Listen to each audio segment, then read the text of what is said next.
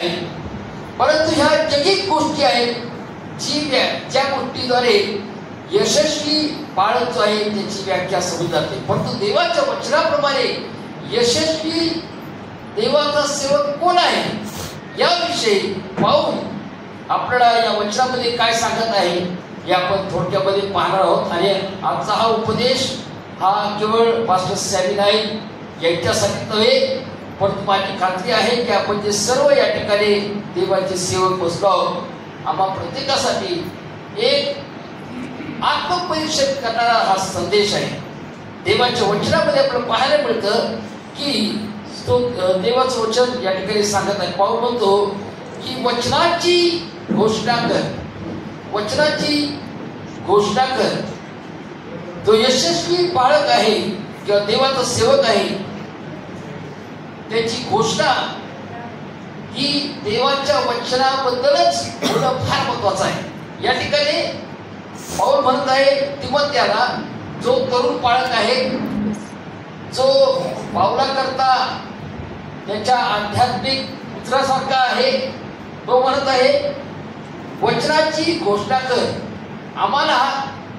मला काय वाटतं किंवा मंडळीने काय पटतं किंवा सर्वसाधारण मत काय आहे किंवा लोक काय म्हणतात याची घोषणा करायला लावलं नाही.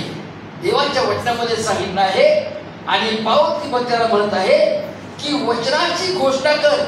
वचनामध्ये जे सामर्थ्य आहे ते कुठल्या गोष्टीमध्ये नाहीये. आणि हे वचन जे आहे स्तोत्र 119 वचन 89 मध्ये म्हटलं आहे, ते वचन स्वर्गामध्ये आढळ आहे आणि पूर्ण झालं आहे.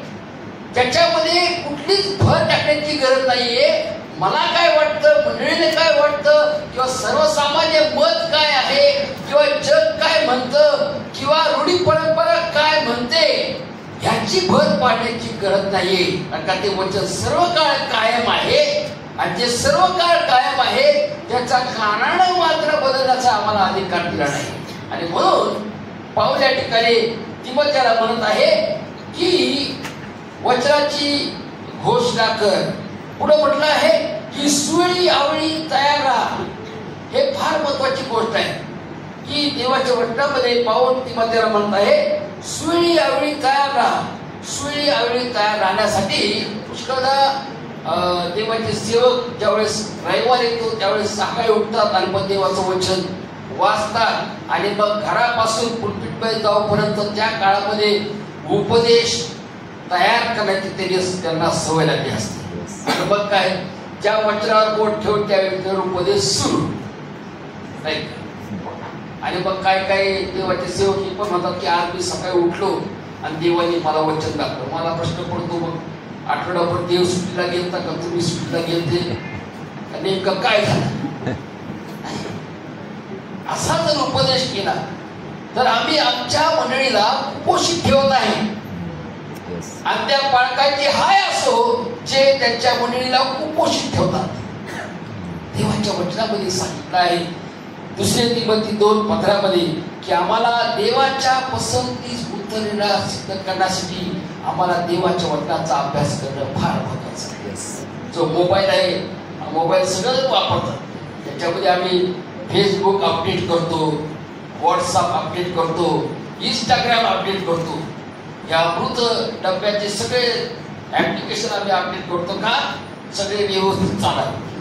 पण बाळक केला तरी आम्हाला देवाच्या वचनाचं शिक्षण करणं, स्वतःला अपडेट करणं फार महत्वाचं. देवाच्या वचनाचा अभ्यास होणं फार महत्वाचं आहे.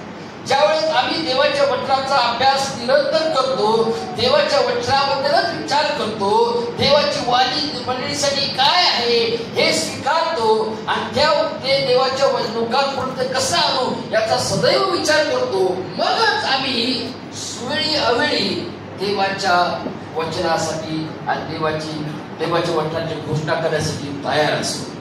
बाळकाला तरी मोठं जबाबदारीचं काम आहे. पुष्कळ मंडळांमध्ये लोक थांबत नाहीत, कारण का एक उपदेश कुठेतरी ऐकला जातो बाळकाने आणि त्या उपदेश तिकडे घेतो